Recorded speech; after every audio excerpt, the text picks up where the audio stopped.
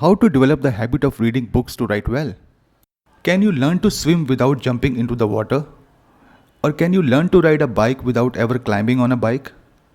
In the same manner, you cannot write well without reading. Reading here doesn't mean reading updates on Facebook or Instagram, okay? Reading here means reading books. It goes without saying that if you ever want to write a book, you must read lots of books. But even if you want to improve your writing skills for professional communications, or writing blog posts and web pages, or writing emails, and everything in between, reading books gives you a depth. Reading books tells you how to form sentences with words and how to weave thoughts with sentences. To be able to write well and naturally, writing must become your muscle memory, like the way you drive your car or your bicycle or your skateboard. If you have to think for every word and for every sentence, your writing becomes stunted. All high achievers read books. Warren Buffett reads 500 pages every day. In fact, he has estimated that 80% of his working day is dedicated to reading. Bill Gates reads 50 books every year. In fact, a few years ago, I read in an article that said that he has hired a team of 6 PhDs whose job is to read and select books for him to read. Oprah Winfrey likes books so much that she has a dedicated book club. Mark Zuckerberg famously declared in 2015 that he would read one new book every 2 weeks. Like Oprah Winfrey, he also created a book club called A Year of Books. As a youngster, Elon Musk would spend on an average 10 hours reading. According to Margaret Fuller, today a reader, tomorrow a leader. This is what Stephen King said about reading. If you don't have time to read, you don't have time to write, or the tools to write. Ernest Hemingway said, "There is no friend as loyal as a book." One of the best quotes on reading come from William Faulkner in terms of becoming a better writer. Read, read, read. Read everything. Trash, classics, good and bad, and see how they do it. Just like a carpenter who works as an apprentice and studies the master. Read. You will absorb it. Here are a few benefits of developing a habit of reading books. Different words become familiar to you. You get an opportunity to build your vocabulary or revise your existing vocabulary. You learn to express different ideas. You get comfortable with literary writing. You develop a habit of immersing yourself in a thought for a long time. You get fuel for imagination. You gain wisdom and knowledge that help you write with authority. You learn from successful writers. You begin to enjoy the company of the masters and also begin to assimilate their qualities. So if you are not used to reading, how do you develop the habit of reading, especially reading books? If reading is not your strong point, it is understandable that in the beginning it may seem very difficult. In the times of social media and constant streaming of content, people anyway these days have a shorter attention span compared to people who grew up before the internet. When I was young, we didn't even have the TV. Well, we had the TV, but we didn't have a 24/7 programming. Hence, we had lots of time to read books. Not just books, we also read magazines, comics, and even the newspaper. Coming back to developing the habit of reading books. What do you like to read? In books, not on Facebook. Do you like romances? Do you like adventure? Do you like science fiction, fantasy, horror, political intrigues, 50 Shades of Grey variety, self-help and self-development books, comics, classics, business books, recipe books, graphic books? If you are not a habitual reader of books, starting your journey with War and Peace or Moby Dick or the Odyssey wouldn't be advisable. You will give up even before you begin. Pick a book you like.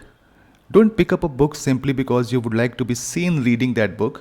That is not important. If you are embarrassed to read that book when people are around, then lock yourself in a room or hide somewhere and then read it. Best, read it on Kindle or any other ebook reader so that people don't know what you are reading. The important thing is, you read.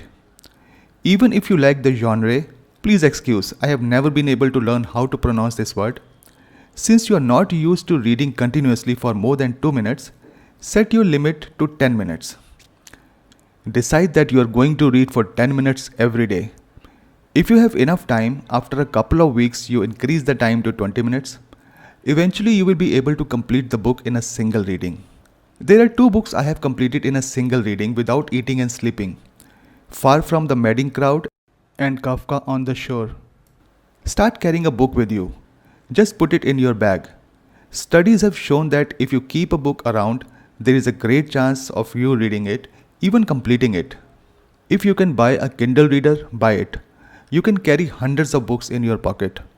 Although I don't recommend carrying lots of books because then it becomes a paradox of plenty and you end up reading nothing or very little. The benefit of having a Kindle reader with you is that it is easier to carry and even easier to read. It's been 5 years since I purchased one and I have read more books on my Kindle reader than I read in my whole life before purchasing it. Whenever you want to read, just take it out and start reading from where you left. Even if a Kindle reader is not in the scene, you can install the Kindle Reader app or even Google Play Books or iBooks for that matter if you use the iPhone. Of course, there is an old world charm of reading paperbacks and hardcovers, but hey, I'm talking about convenience. Once you start reading, you can even start carrying around the actual books. Another benefit of reading digital books or e-books is that in case you don't understand something, for example, if you don't understand a word, you simply long press it and pop comes up the meaning along with all the needed references. You can also add notes immediately.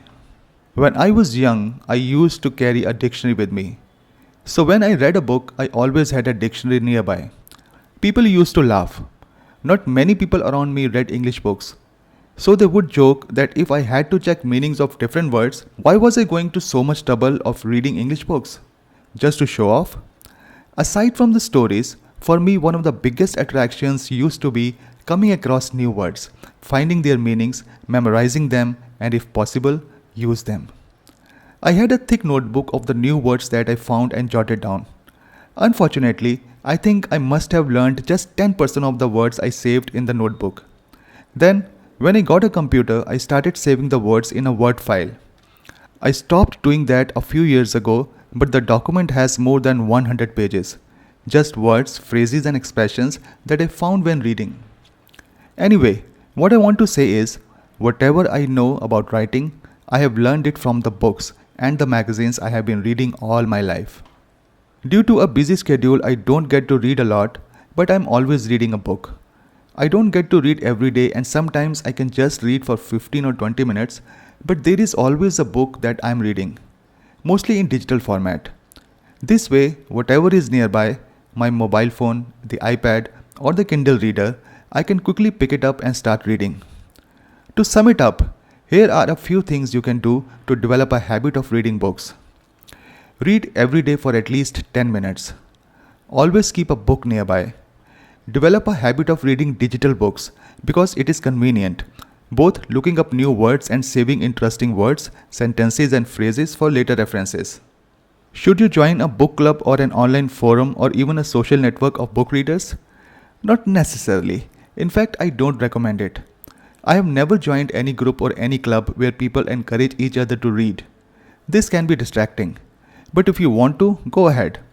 It is always good to spend time in the community that shares the same interests. There are also literature appreciation classes if you want to take. These are short-term solutions.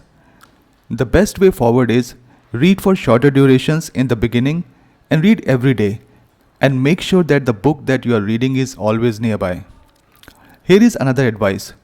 Don't read books just for the sake of completing them. Make notes. Don't move forward unless you have understood every word.